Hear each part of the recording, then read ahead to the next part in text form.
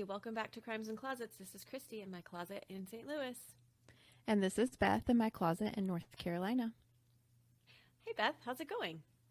It's okay. It is going okay. Yeah? First week of school is down. Oh, that's right. So you just had your first week of school. Yeah, that was bumpy. Yeah. It's a little rocky, but we survived. It's okay. We're recording on Friday, so today's the actual last day of school, and I'm taking them to get snowballs after school. Oh, like crushed ice stuff? Yeah. That's how the snowball is. I'm like, Yeah, with the like syrupy stuff on it, you know? Right. Mm-hmm. There's one not far from their school, and so I'm going to surprise them and pick them up and take them there and be like, we're survivors. Oh, what a nice mom. I know. I kind of want one, though. That's the thing. So Okay. we used to go to Sonic on Fridays because at Sonic from like 3 to 5, they have happy hour on all their drinks. And so it was always our Friday thing because there was a Sonic right beside their old school. So I would pick them up from school and we would go to Sonic and get, I got cherry limeades, cherry limeade. I love cherry limeades. I know, me too. It's good with other things in it as well. So it's cute to make a Friday beverage out of it. So, yeah. Snow cones today. Okay. It's a new norm. You enjoy that. So, listen, I have to tell you this story. I was driving home this morning from dropping the kids off. And you know how whenever the worker people, like, they wear the vests and they pick up trash on the side of the road? Mm-hmm. Yeah. So you know how sometimes it's like work release? Like people from prisons and jails, it's work release see people? Like DOC on their back or whatever. Yeah. Mm-hmm. Yes. Okay. So that was happening today on the road. And there was like there was a lot, probably a dozen of them, like I guess inmates on the side of the road picking stuff up. And I'm driving, and the road I was driving like 55 miles an hour. So I slow down a little bit. Everybody slows down because there's people beside the road. And no joke, this one inmate, as I was driving by, just dropped his stuff and took off running in the woods. What? I was like, he's escaping. He is literally escaping right now. Like, I am watching him escape. Gosh. I mean, I don't know if that's what he was doing, but he was not like jogging. Right. He was like, wow. Right. Like something was chasing him or about to, running into the woods. I was like, holy God. And I couldn't. Yeah. And I was like, should I turn around? Because I got to know. Should I start recording with my phone? But I was going 50 miles an hour, so I don't know what happened. So I keep looking at the news to see if it's like there's an escaped prisoner. Oh my gosh. On such and such road. I keep watching the news because I'm like, dude, where were you? Where is he going? I don't know. You've got to be wearing like ankle things or something, right? Some kind of a tracking device or monitor. Well, I mean, but I can't imagine that they're hard criminals, clearly. So, sure. You know, is it just like, yeah, I mean, so maybe they don't. And it's just like, well, we know it was you. I also know. and so then I thought, I'm like, should I call and give him a description? Like, I've been all morning thinking about this guy I saw. I don't even know if that's what he was doing. Right. But it looked like it. Maybe he just because he dropped everything. Really maybe he had to pee really bad. I don't know. Oh my gosh, that's funny though. Wow. Well, that started your morning out right. It did, and it's definitely the month for it. All the serial killers and creepy crap, and I'm in the headspace of that anyway, so. You are. Gosh, here you are. We've got number 2 today. Oof. We're not even recording it. Like, it's already recorded, and I'm just thinking like, whoa. Gross. Makes me want to vomit. It's a good one. It is. So, I mean, I guess, should we just go ahead and give it to them now? I think we should. On a silver platter. Here we go. Okay.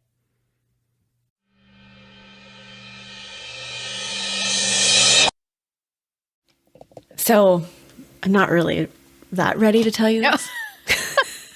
Okay. But Okay, I'm sorry. the serial You killers. went from like joking about something and then all of a sudden you were like, so. I kind of thought you were like doing a bit for a second. Okay. Okay. I hit the record button and I immediately became professional. Yes, here we go. And I did not, obviously.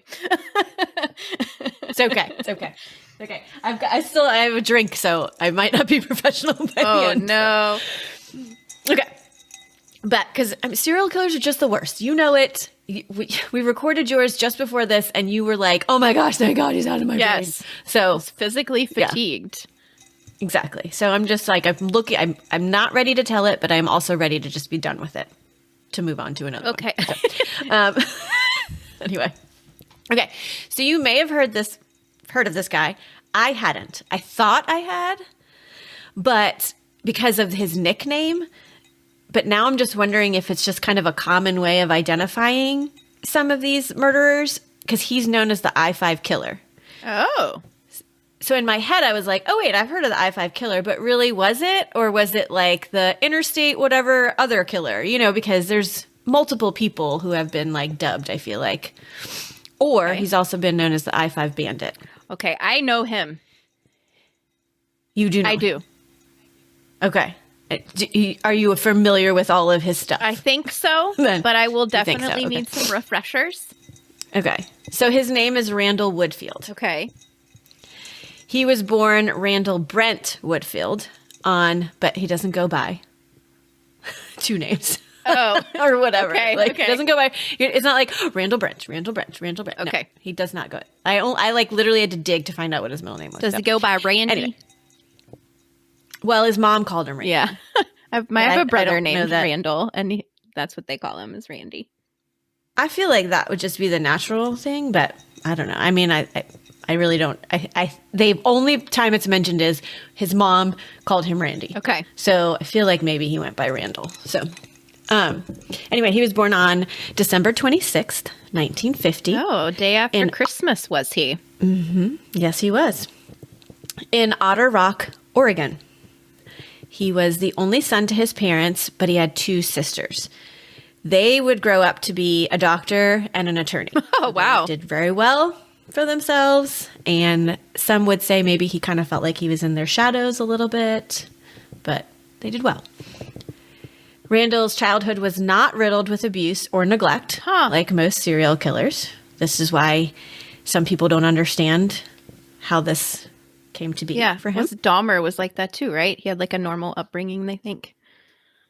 Yeah, I think so, but I don't. It's hard to keep rare. It's rare. Yeah. His family was well known in their community and highly regarded. His mother was a devoted homemaker. They do say she's a perfectionist, Okay. but I don't know that it was in like a super negative way. But anyway, his dad was an executive at Pacific Northwest Bell Phone Company. Okay. They were a middle-class family with good standing and very supportive of their children. Randall did well in school academically and excelled in athletics. How did this go sideways, Randy? I don't know. I don't know that anybody really truly knows. Still. So, they lived on the beautiful coast of Oregon because it's on the coast. I've never been to Oregon. I mean, maybe to like fly through somewhere. I don't even think that actually. I want to go to Oregon. It's like bucket list for me. Really? And there are so many things that I want to see and do in Oregon. I can't even tell. Like, there's a possibility we could go on a work trip with Emery, and I told him we're going to have to extend for a week because there's going to be a lot of things that I'm going to want to go travel to. Interesting. There. We're going to have to talk about that later. Okay. So, Randall went to Northport High School and played football, basketball, and ran track. All of his teachers and coaches thought highly of him and said that he was a good student and athlete. Okay. The end. I'm disturbed because I feel like we're talking about our children. Uh-huh. Oh, no. They live among us. Oh. Maybe not that close. I was going to say, I hope they don't live with me. No. Okay. So, but when he was a teenager, he began peeping in windows and exposing himself to girls. Okay. I want to say, like, he was fast because he ran track and he was a football player and whatever. Like, I read somewhere that it would be like he'd be like in one side of town and he would like pull his pants down and get a reaction and then like run across town and like do it again. Like, he was just like almost like a game, but So people I mean, I knew guess it he is a was game, doing this? Like, they were like, that Randall guy keeps pulling his pants down and then running Well, away? he gets in trouble. Okay. He does get in trouble for it. My next sentence. He got in trouble for this. But it was hushed by his high school coaches because he was talented and they really wanted him to be able to focus on football. Maybe hoping that football would be like, okay, let's get him totally immersed in football. I don't know. I'm speaking for them now, but like maybe things will be okay. Maybe he won't do this anymore if we just get him going with football and make that his life. I don't know. Band-Aids. But I will say, because when they like kind of hushed it, because he had a record at this point, so it's not like they just got rid of it, like got it dropped or whatever. They just didn't talk about it, and they like made everyone hushed about it. This is the first and not the last time that he would not be held accountable for actions. Got it. His parents did decide to take him to a therapist, so it's not like they ignored it and were like, "Oh, whatever." They took him to a therapist. However, after some time, the therapist saw nothing of concern with Randall and told his parents he was just exploring his newly found sexuality. So That's not how to explore sexuality, ma'am, or therapist. Yeah. Therapists do. Right. Yeah. All right. But I mean, this is his teenagers in the 60s. Okay. At this point, they probably don't know that that's not. Maybe that's what they're thinking. Okay, well.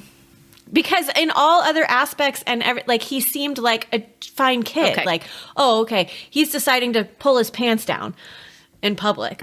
That's the only thing he's doing. So, anyway. Okay. So anyway, she found nothing noteworthy to be concerned with. And so when he was 18, that record he had for exposing himself was exposed. Right. Okay. So now it's like there's nothing out there. He graduated high school in 1969, and he went to Treasure Valley Community College in Ontario, Oregon, which was like clear across the state. So they're on the like coast, and it's like literally all the way on the other side, right on the border of the state. He soon transferred to Portland State University, where he became a star wide receiver for the Vikings. Whoa. That was the name of their team. He joined the Campus Crusade for Christ and the Fellowship of Christian Athletes while there. I know what both of those things are. Yeah. I mean, I've heard of them. Yeah. I'm not like super familiar with them. He was known to be a good guy and was liked by his teammates, although some would say that he at times could be odd when he would say just like off-cuff remarks or weird things out of the blue. No examples were given of that, but people would say like he would just like come over and say something and you're like, well, that had nothing to do with anything or whatever. So anyway, he is said to be a handsome guy, about 6 feet tall, dark curly hair and dark eyes. And they said he had a pretty like normal dating life. Huh. As far as they could tell. I mean, not that he had any kind of long-term relationships, but he would date somebody and then they'd break up and whatever. So as good as this young man looks to us on paper, literally on paper, with the exception of a small indiscretion as a teen with showing his wiener to people. She said wiener. I did. Just wanted to get your reaction to see if you were going to be I'm not mature enough to 9-year-old boy. Yeah, exactly. Laugh at that. We all know that I am not mature when it comes to words like wiener. Yeah. Okay. So besides that, he's about to start getting himself into trouble now. Okay, here we go. In 1970, at the age of 20, he was arrested for vandalizing the apartment of his girlfriend. Charges were dropped, however, because there was lack of evidence. He was then arrested and convicted 4 times for indecent exposure between the years of 1972 and 1974. So again, with the wiener. Okay. Yes. It is unclear what the penalties were for those things, if any, as I don't know that he served jail time for it. I know that it would be like when I looked it up, the first time would be a misdemeanor and like fines, but then the second time would be a felony. Oh. So currently Whether that was the rules back then, I don't know. Because I can't imagine if he was arrested and convicted 4 times, why he wouldn't have spent some time in jail. But it's not stated that he did. So, okay. So that's where I'm kind of pointing out that there's like an injustice that is being done, because it's clear that he did it more than twice and he wasn't in jail. So here's another, he's not being really truly held accountable for what he's doing. Randall ends up dropping out of school 3 semesters shy of graduating with a bachelor's of science in physical education. Okay. Why do you think he dropped out? He was drafted in the 17th round of the NFL draft by the Green Bay Packers in 1974. Oh, my dude. Did you know that? No.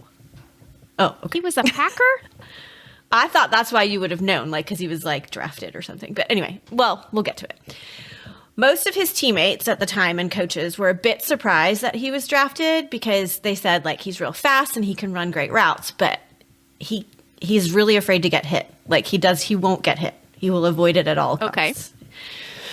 So they were just kind of like, okay, why do they really want him? Anyway, and I will say at this point that just because he was drafted doesn't mean that he was an amazing player, because my husband, when watching the show that we watched, pointed out that back then there were 17 rounds in the draft and now there are only 7. So today he wouldn't have even made it. Okay. At all. Okay. Like he was like the 428th pick or something like that. So You ain't first, anyway. you're last. Yeah. So also during this time, they didn't think to do background checks on players.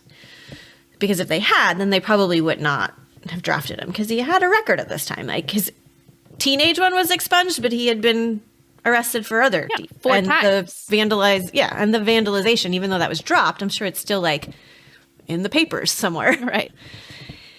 So he was offered at the time $16,000 for the first year, and if he caught 25 passes, he would get an additional $2,000. And if he caught 30, he would get $3,000. I don't know why I shared that with you. I just thought it was interesting. It doesn't seem like a lot. I know, but in 1974, maybe. I guess. Like I didn't look up what like the comparison is. So. He attended training camp in April of 1974 in Scottsdale, Arizona, and he did really well. He made it through several cuts, and he even played in a preseason game, I think against the Bears, but I can't remember for sure, and did well there. But he was cut from the team abruptly in August of 1974. So he never made it to the final roster. Okay.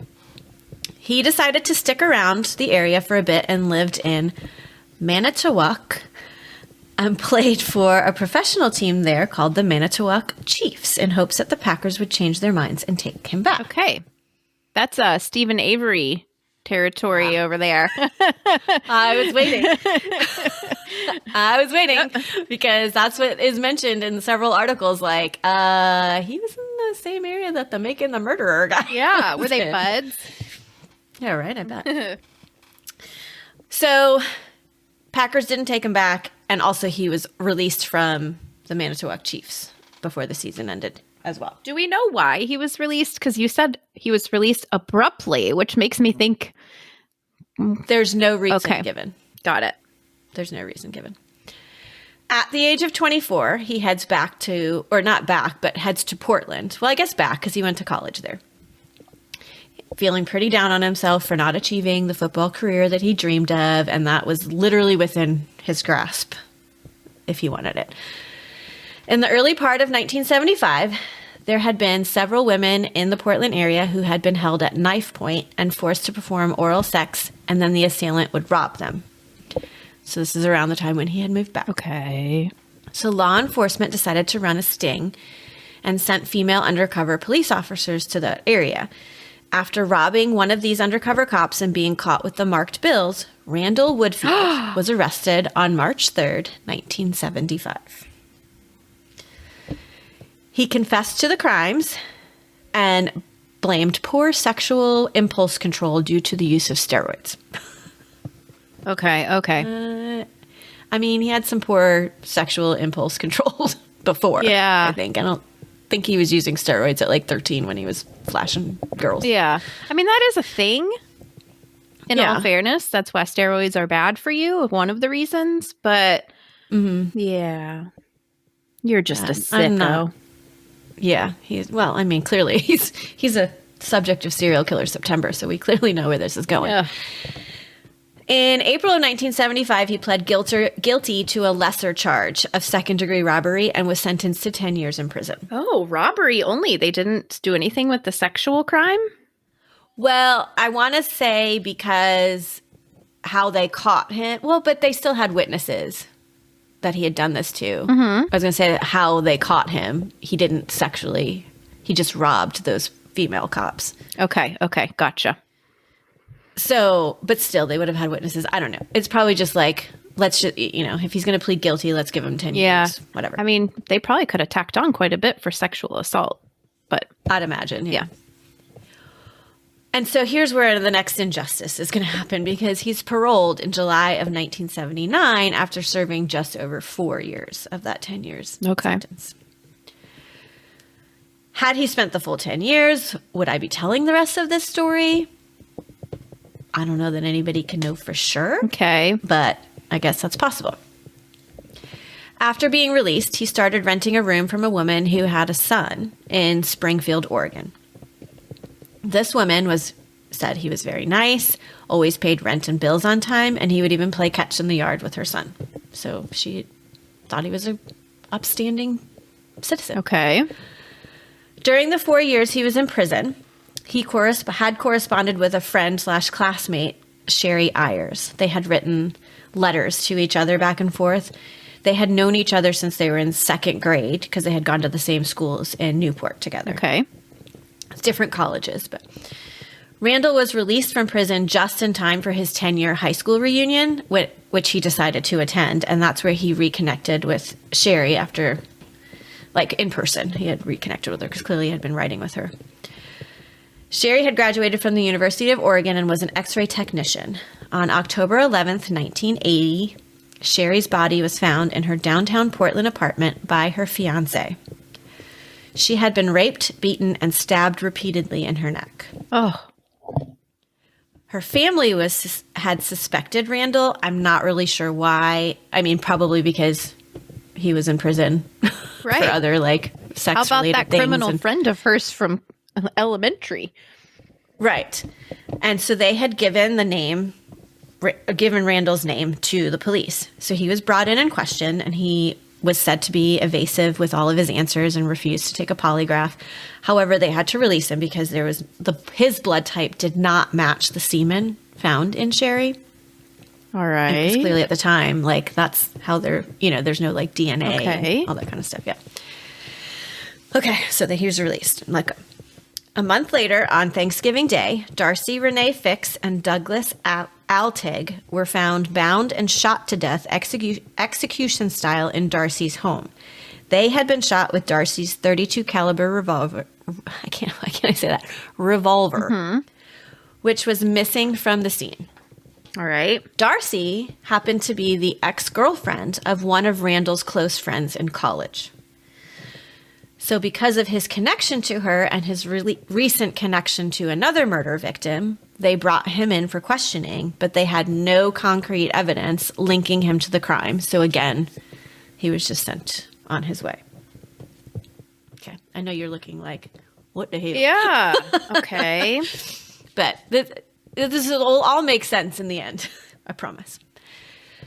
So after being questioned, I'm not sure if he decided to lay low for a bit or what, but then a string of robberies occurred starting in December of 1980. So that was Thanksgiving. So about a month later, a string of robberies starts happening. All of them occur within 2 miles of Interstate 5 up and down the West Coast, from Washington State to California. So it's always within, get off the interstate, it's 2 miles, less than 2 miles off the interstate. On December 9th, a gas station in Vancouver, Washington was the first. The perpetrator wore a fake beard and robbed the gas station. Then 4 days later, on December 13th, an ice cream parlor in Eugene, Oregon was robbed by a man wearing a fake beard. On December 14th, the next day, a drive-in restaurant was robbed in Albany, California. Side note, Emery's grandmother lived there. Oh. Yeah, at the time, probably. Oh. Along with the fake beard, some would report that the perpetrator wore a Band-Aid or athletic tape on the bridge of their nose. You know, like some football players kind of wear. Yes. Which, you know, when I'm doing this, I was like, why do they wear that? And I mean, it makes sense. And I don't know why I didn't think of it, but it's so that they can breathe easier when they're, I mean, it's why you wear them at night. Yeah. So it makes sense. Like, anyway, it's interesting though. I don't really see them. Well, at least not high school kids wearing them. Do No. professional athletes still wear them? So this must have just been a thing back in the day. I don't know. Yeah. Anyway. On December 21st, a waitress in Seattle was attacked and forced at gunpoint to masturbate her attacker. Oh. Again, wearing a fake beard. Starting in January of 1981, law enforcement had dubbed this person the I-5 Bandit because these are all just robberies and some, clearly it's escalating to some sexual attacking in there.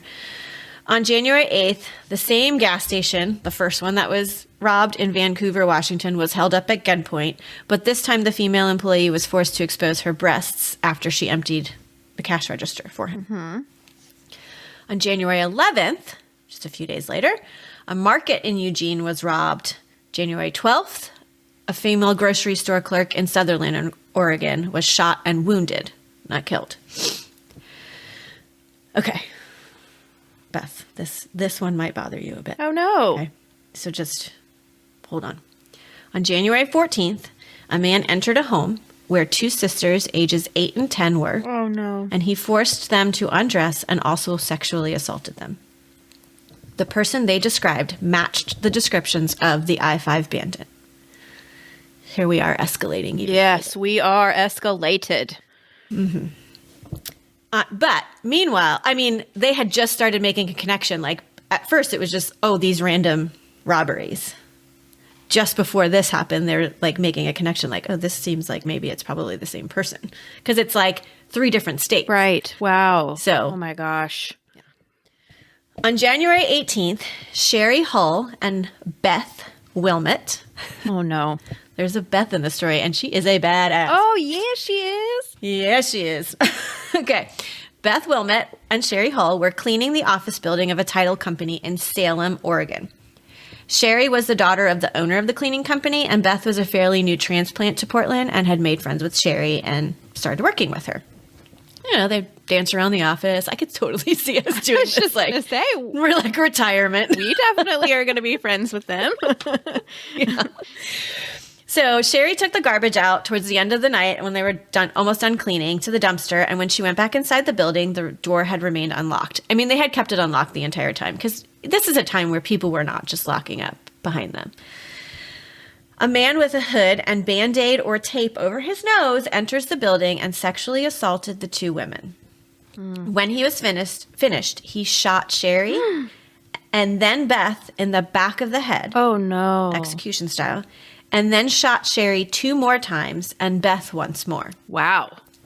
Both shots in the head for Beth. I'm not exactly entirely sure where the other 2 shots were for Sherry, but I'm thinking in the head. This is not going well for our friends. A few minutes later, but I told you she's a badass, and I haven't gotten to that part yet. So a few minutes later, Beth gets up, walks to a phone, Wow. dials 911, tells them someone just shot her friend. I don't even know if she was like concerned about. I'm pretty sure she was concerned. She said that she was shot too, but police arrive, and she had already kind of given a description of the person to the 911 operator. When they arrived, Sherry was unconscious and Beth was fully conscious, but bloody, and like one side of her face was swollen, like her eye was starting to like get black. And I mean, it was clear that she had been severely injured. How is she alive? She's an anomaly. Yeah. Again, she had described the man to police, and on the way, one of the police officers that was on the way to the scene had seen a man that resembled the person that she had described, but he was a mile down the road. And they were responding within minutes, and they were like, there's 0 chance that anyone could get Because he's fast. a mile down the road unless you're like a superstar athlete. Oh. So they kind of ignored him, but then they were like, maybe. But anyway, so both girls were taken to the hospital. Sherry died shortly after arriving at the hospital, but Beth survived. Wow. Doctors found a bullet in a bloody, matted nest of hair. So the bullet was outside of her head. And when they x-rayed her, they found another .32 caliber bullet that had traveled along her skull and lodged right behind her right ear. The bullets, even though they were shot at point blank range, had never penetrated her skull because they said her bone was so dense it stopped the bullets. I'm going to need to know what she eats for breakfast. She's like a true superhero. Literally. Impenetrable Beth. Right. Seriously. I was like, what? And her name had to be Beth. Anyway. And it's a little survivor story in there. Uh-huh. Okay, Beth. Yeah, a little bit. A little sprinkle of survivor. I call her Badass Beth, by the way. Yes. All capitals every time. Iron Man. Badass Beth. I'm here for that nickname. Yes. So they're able to get a composite drawing out to the public with the help of Beth. However, this person has traveled several hours south, and on January 26th and 29th, multiple robberies in Eugene, Medford, and Grants Pass occur. In Grants Pass, a clerk and the customer were both assaulted by the robber. Then, on February 3rd, in Mountain Gate, California, Donna Eckerd and her 14-year-old daughter, Janelle, were home alone. Donna's other daughter had just called to see if she could stay for dinner at a friend's house. And Donna had made minor surgical procedure earlier that day. So she had been resting, but then she realized, oh, we don't have any food for breakfast tomorrow morning. Let's run to the store. So she grabbed Janelle and was about to head out to the store. And when they were met by a man outside of their door who forced them back into their home, and he bound them, sexually assaulted them, and shot them execution style in the head. Janelle had been shot 7 times and raped anally after death. Oh my gosh. Kristen, who was the sister who had been at a friend's house, came home around 9 p.m. to find her mother and sister in her parents' bedroom. Awful. That same night, on February 3rd, a store clerk had been kidnapped and raped nearby. On February 4th, a motel clerk was kidnapped and raped similarly in Ashland, Oregon. Wow. So now he's traveled back up to Oregon. Also on February 4th, the police in Shasta County, which is where Donna and Janelle were killed, received, they call it a teletype. I'm assuming that that's what they called it back in the day. Was from another police department. Okay. Because police in Oregon were getting his composite out. Okay. To other areas. So they received this teletype about the brutal assault of Sherry and Beth and the murder of Sherry. They immediately called the detective on the case because it matched the MO of what this guy had did. He had assaulted, shot execution style with a .32 caliber bullet or gun.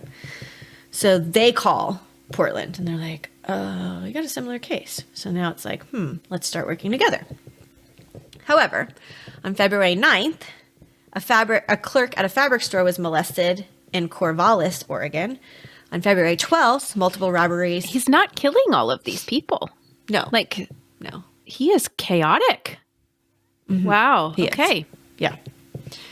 Which is why, they can't, it was, hard to link him to that and these, he did all that and did all these, he's just not, he's not consistent with what he's doing in his crimes. On February, except with the way he's killing these people with execution style and the .32 caliber, which apparently he took from that other crime the Darcy murder. Yeah. On February 12th, multiple robberies occurred in Olympia, Washington, Vancouver, and Bellevue, which are all in Washington. On February 14th, Woodfield was back in Portland visiting and had planned a Valentine's Day party in his hotel. One of his old classmates had been invited but didn't get the message about it until too late. And from what we know, no one showed up to this party, and it really pissed him off. Oh, my. Great. It's really great to have a pissed off serial killer slash robber slash rapist. Yes, exactly. Because the next day, the body of 18-year-old Julie Wrights was found by her mother at the bottom of the stairs. She had been shot 2 times It was evident that she had had a glass of wine with the perpetrator, they're thinking, but with someone just prior to being murdered, and was possibly in the process of making coffee for this person as well, because there was like coffee grinds on the table and coffee pot being taken out. Okay, so she knew him. And who does Julie happen to know? Oh, Randy? Oh, yeah. She knows good old Randy. Oh, no. Through the investigation, Randall's name had kept coming up with people that they were interviewing. Randall had worked as a bouncer at a tavern years ago prior to his arrest, and he had let Julie in even though she was underage. So that's where he knew her from. And a friend who had worked with them said that young girls were kind of his thing. He just seemed to show them a little bit more attention, and ultimately he was fired from that tavern for that. But that's his connection to Julie. Okay. So now that they had this name of someone for Julie's, and they were talking to the police up in Oregon about Sherry's murder and Beth's attempted murder, they thought they might have their guy. So they show up to his home where he's renting the room and question him, but he doesn't really flinch. He's like, I don't know who that person is. I don't know them. They show him pictures of Julie. Nope, don't know her. He was brought in for an interrogation on March 3rd, 1981, which was the same date he was arrested back in 75. Okay. 2 days later, they had a search warrant. They searched his home and they found the same brand of tape that people had identified that the perpetrator was using on his nose. And they also found a .32 caliber bullet in a racquetball bag or something. Not the gun. Okay. No, not the gun. He was put up in a lineup and many people could identify him, like people that he had robbed and whatever. And the biggest person, or the biggest name, was Badass Beth. Yes! Could identify him. So, and then the landlady, person that he lived with, supplied a phone bill to police. Because she had mentioned that he always paid his bills on time, even though he had racked up outrageous charges on her phone bill. Okay. And also, it's kind of questionable. I never really had a job, so how did he always pay everything on time? Oh, okay. Which, I mean, he was robbing places, number one. Well, yeah. But number two, she didn't know that. No, she didn't know that. But that, it was always kind of in the back of her head. But she was like, but he was so nice and played with my kid, and so I didn't really think anything bad about him. But also, when you get drafted, aren't you guaranteed that $16,000 at least, even if they cut you? Probably, but I don't know. I think that I think that's how it is now. If you are on the team, you're guaranteed that. I'm sure they give it to you up front, even if they release you. Right. So I'm sure he still had that too, some of that. But anyway, doesn't matter. Okay. So they're charges, he's racking up charges. Who's he calling? So she gives them the phone bill. And when they look over the bill, they saw that he had charged calls to her number from payphones over the last month. So if you don't have money, I guess you can charge it to a phone number and it'll just show up on your phone bill. I didn't realize you could do that. So it's probably a good thing I did not know about that, because I used to use the payphone all the time from the mall in my hometown. Well, I did too, but I would call collect and be like, Mom, pick me up. And just hang up. Or whatever. He didn't actually well, sometimes I guess I put a quarter in it, but anyway. Okay, so each call that was made were in the same locations that the attacks were occurring in. Mm-hmm. So it was this map of the I-5 corridor. And they're like, huh, okay, well, this is interesting. Yeah, who was he calling? And it would be on the same days. I'll get to that. Okay. So they realized at this point that they had the I-5 bandit / serial killer on their hands. Also, do you find it a little bit ironic that one of the main things that takes him down is a phone bill when his dad was an executive of a phone company? Oh, he was. He worked for Pacific Bell or whatever. Oh, my God. Pacific Northwest Bell. What an... Come on, Randall. I have to know what's happening with these phone calls. Okay. Here's my next statement. Some may be wondering who he's calling. Me. Okay. The other Beth. Other Beth. How many Beths do I know? I know. Okay. So this isn't mentioned in many articles, actually. So there's a book, which I probably mentioned later, whatever. This lady, Anne Rule, wrote a book called The I-5 Killer. I didn't read it. But I watched the movie that was made for it. Okay. And it's a movie. It's not a documentary. It's a movie. Bo Derek is in it. Oh, Bo Derek. Okay. Like for like a split second. But anyway. Is she badass Beth? She's not badass, Beth. She's not. Anyway, so but I did not see this part of the story until the movie, and actually I thought the movie, because you know how like they fictionalize some parts, like it's mainly based on fact, but they fictionalize it. Okay. So I thought this part of the movie was like fiction, but then I ended up finding last minute this article that nope, that part was true. So he had met Shelley Jansen about end of December, right around the holiday time. She was a college student in New Mexico, but she was visiting home during the holidays, which was in Oregon. Okay. And this is when he met her, which is like December 1980, which is in the middle of his crime spree because he started basically in October. Within the month, Randall had driven down to San Francisco to meet Shelley, and they spent 3 days together at the end of January. So she must have gone back to school, and that was like just a place they were meeting up. And during this trip, he proposed to her. Oh. And then she dropped out of college, not like early March, because she couldn't stand to be away from him anymore, and moved up to Oregon. And that's when the proverbial shit hit the fan. Oh. For Randall. Because she moved up there, and he was already under investigation. Okay. At this point. And anyway, so he's calling her from the payphone. So he was calling her from all of these places. What an idiot.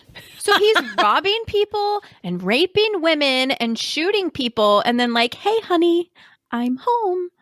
Love you. Miss you. Wow. Yep. And she had no idea. No, she didn't. She had no clue. As far as I know, there's not a whole lot about her out there in general. So I don't think she knew. Okay, so he was officially arrested because he was brought in on March 3rd for questioning. So, I mean, literally, she moved up there the early March, and he's being questioned March 3rd. And he's arrested on March 7th. He's indicted on March 16th for murder, rape, sodomy, attempted kidnapping, armed robbery, and illegal possession of firearms, all from different jurisdictions from Washington to Oregon. So nothing in California yet. Randall Woodfield eventually goes to trial in Salem, Oregon in June of 1981 for murder, attempted murder, and 2 counts of sodomy. This was for the Sherry Hall and Beth Wilmot case. Okay. Because they had straight up witness of a murder. So it's like, let's try this. We can get him on this for sure. Beth is able to testify against him at the trial. Wow. And after, badass Beth. After 3.5 hours of deliberation, the jury comes back with a guilty verdict, and he was sentenced to life in prison plus 90 years. Random little tidbit about this, though. The prosecutor in the case was Chris Van Dyke, who is Dick Van Dyke's son. Oh. Well, that is. Like Mary Poppins chimney sweep. I love that movie. I know. Isn't that kind of crazy, though? It is. That, like, anyway. Supercalifragilisticexpialidocious. Yeah. A subsequent trial in Benton County, Oregon occurred for sodomy and weapons charges, and an additional 35 years was added. So life plus 90 plus 35. Okay. All of the other jurisdictions where he committed crimes had to decide whether or not to prosecute him. And in the end, they all decided that the cost to prosecute him for all those crimes was just too high. They were satisfied that he was convicted. He would live his entire life with those sentences in jail. And so they were just like, we're not going to. But from what I understand, there's still like a file out there that if something happens randomly, gets paroled or something, which I don't think is possible, but they've got it. They're ready. Okay. They're waiting and ready to do this. He's not coming they're out. Just like, they're like, he's not going to, they don't think he's going to. So they're like, let's just not waste the state's money on prosecuting him for somebody who's Okay. Fair probably enough. not going to live his natural life there. So he is serving his sentence at the Oregon State Penitentiary, which is within a mile or two of I-5. Yeah.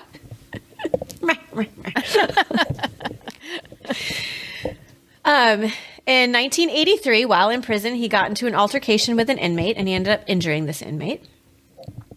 And then remember that, so I'm just telling you now little things that's happened since he's been in jail. But remember that lady Ann Rule who wrote the book? Yes. So while he's in jail in I think it was like a bestseller or something in 84-ish. She's a really famous author, by the way. Yeah, I don't know what else that, I should look it up because I know her name. Yeah. And I don't think it's because of this book because I didn't read it, but it must be something else. But anyways, in 1987, he decided to file a $12 million libel lawsuit against Anne. Okay. But the federal court dismissed the charges because of a statute of limitations. I didn't realize that there was a statute of limitations for like libel lawsuits. But Makes sense. whatever. By 1990, they had discovered the possibility of more victims, bringing the total of homicides he is suspected of up to 44. Oh my. And they say a possibility of 140 other crimes like rape, robbery, and something. Right. In 2001 and 2006, DNA linked him to 2 murders committed in 1980 and 1981. He has never confessed to any of the crimes. He has been questioned and interviewed many times by people, and he will talk all about the sports and the football background. But when it comes to being what he's accused of and convicted of, he just clams up and it won't talk about it. The closest he has come was in 2006 when he joined MySpace. Wait, from Always jail? happens. Yeah. Oh, yeah. That is And I don't- very yeah. creepy. It is creepy. Like, you do not give serial killer access to the internet. No, you I'm do sorry. not. Social media, even. No, not at all. So on his page, he posts quotes. I spend the remainder of my days in prison because I have committed a murder along with many other crimes. I once tried out for the Green Bay Packers. The only reason I didn't make it is because the skills I had to offer, they didn't need at the time. Well, I'd agree. They did not want a sex offender and murderer on their team. They didn't need those skills. No. That's his bio? Yeah. All right. So in 2012, he is definitively linked through DNA to Julie Wright's murder, Okay. Darcy Renee Fix and Douglas Altig's murder, and the mother and daughter in Shasta County, Donna Eckert and Janelle. So they are still working on his crimes. Like I mean, I know you said they don't want to use the resources or whatever, but they are. Yeah. Well, and I'm sure like part of it is how like that DNA profiles, like it's just always being run. And so like now that he's in the system, when they like rerun things, oh, okay, well now he's linked. So they've got, I mean, this man is never getting out of jail. He's definitively linked Psycho. to these crimes. He's also been linked through ballistics to 6 other crimes. Apparently, in prison, he's super chatty with the female guards. Ugh. But when the men try and talk to him, he kind of shies away and has issues like that. And apparently he's always also kind of like fixing his hair. And Oh Such my interesting. gosh. What? Okay. So basically his MO was white women in their 20s, middle class, and he concealed his identity with fake beards, hoodie, and tape across his nose. But the interesting thing about him is that he never really had a cooling off period. Yeah. You know how and because between October of 1980, because they think he's never been definitively linked to Sherry's, but they 100% think that for them is his first murder, but it might not have been. He may have killed before and they just don't know. But so between 1980 and February of 1981, he had committed nonstop crimes.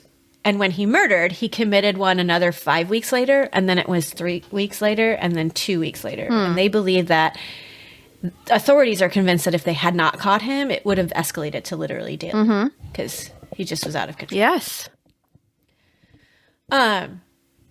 So, I mean, and this is during the time, like, 75 was when Bundy Yes. was arrested, and he's in that area, and Gary Ridgway is in that area.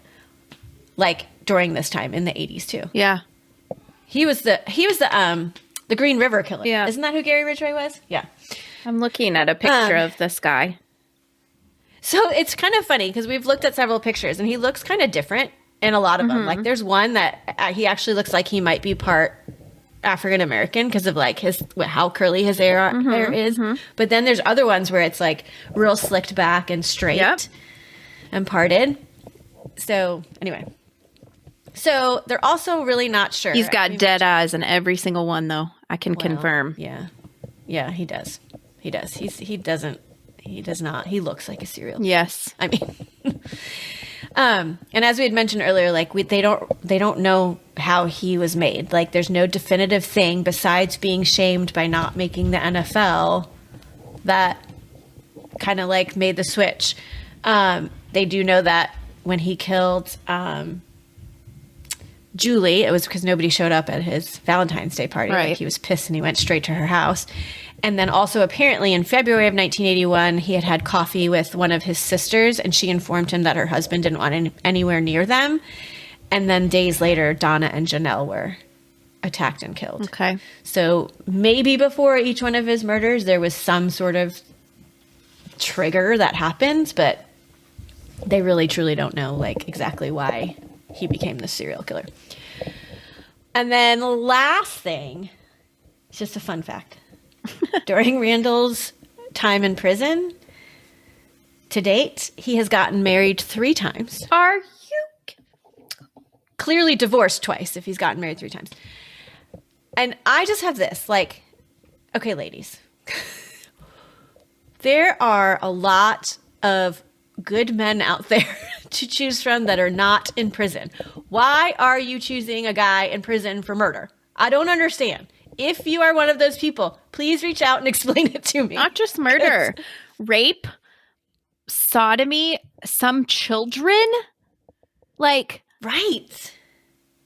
I mean, unless they just believe that he didn't do any of this and but he's literally linked DNA-wise to all of those murders that I mentioned. So I don't get it. I don't get it. And I don't really think he's that good looking. Personally. Well, no. I mean, he's not bad, but I don't care how cute he is. I mean, like, you could look. Well, I know, but yeah. Anyway, we'll never understand it. And I think I'm okay with never understanding people who marry murderers. Yeah. Serial murderers. Yes, agreed. Okay. That was insane. I did not know him. I thought that I knew him. I know another interstate killer. Totally different. Okay. See, that's what I was saying. Like when I first looked at it, so I had come across randomly months ago, a Sports Illustrated article on him. Okay. And I was like, he's Green Bay Packer. I think I'm going to do this as serial killer, like just as a little different spin. Like he was actually an NFL player, but he really wasn't. But, and so, but then I saw I-5 Killer and I'm like, I must have known this guy because that sounds familiar. But I think it's just like you said, there's other interstate killers out there. And it made me, but because I knew nothing. When I started researching, I knew nothing about this guy. Yeah, I was very shocked by all of that information. He is a real gross guy. You know what's interesting? Our first 2 serial killers, this one and our old friend Ed, were both like semi-famous or like they had their 5 minutes right of fame that wasn't related to killing. Yeah. It could have gone so much different for them. I know. You know, actually, when you were telling me the Ed story, there were a couple things that were similar to them, and now I can't remember. One was that they both were in Portland at some point. But there was something else that you said. So I'm going to have to go back and listen again because remember, we've done in the past the similarities between our serial killers that we do. So we'll have to go back and there was something else. And I was like, oh my gosh, that. And I can't remember what it is. So interesting. Anyway.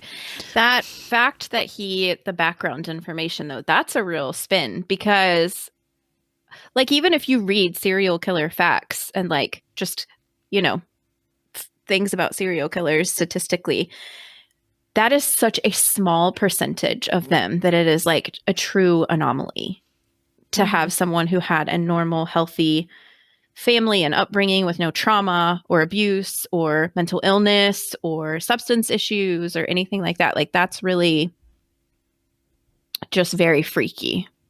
Mm-hmm. So he's freaky to me. And he's still alive, yes? Yeah. Yeah, he's still in prison. Oh, no. Sorry. Well, he'll be there. We're okay. But quit marrying him, guys. Don't marry him. Well, I mean, he's only been, last I read, only been divorced twice, so I feel like he's still married to whoever. Like, what is he offering you? How is he making your life better? Is he allowed conjugal visits? No, I would die. Oh, no. That would be... Yeah, so what's the point? If he is, I will write in. I'm writing a letter to somebody. That's just wrong. That should not be allowed at all. No, no. No, he could hurt that person. No. No. He's a sexual offender. I don't understand. No, he does not deserve that. Mm-hmm. I hope not. I agree, but I still don't understand. I don't even understand the point of being married to him. Oh, yeah. Right. There's a lot we don't get here. Do you get death benefits by marrying somebody who's in prison? No. I don't think so. They're not like tax-paying citizens. I don't think they have benefits. Right. No, I know. So no, you have to give them money so they could buy some snacks at the commissary. Right. Yeah. Put some money on my account, honey. Yeah. Love ya. Yeah. Need to buy some cigarettes. Yeah. So no one suggested this to you? No, like I said, just one you found. Okay. I still actually have the SI article in my bookmarks on my screen because I found it and I like tagged it and I was like, I'm going to use this one. I will say there's a weird thing about this case, including in the SI article and a New York Times article. Beth is called Lisa Garcia in so many, and on Wikipedia. Why? Did she change her name later? I mean, not that I know of. But when you Google Lisa Garcia, it doesn't really, I mean, it comes up those articles because her name's in there. But when you Google Beth Wilmot, I-5 killer, like it's like survivor of the I-5 killer. And that's how I found, when I Googled her, the one spot that mentioned the fiance that he had that was in the movie that I thought was fake. Because nowhere else is that mentioned that he had a fiance. Yeah, so, that poor fiance. Holy smokes. Yeah. Mm-hmm. Anyway, crazy. And even the landlady, when you were talking about the landlady and you were like, yeah, I used to play with my kid. He played catch with my kid. It's like, oh my gosh.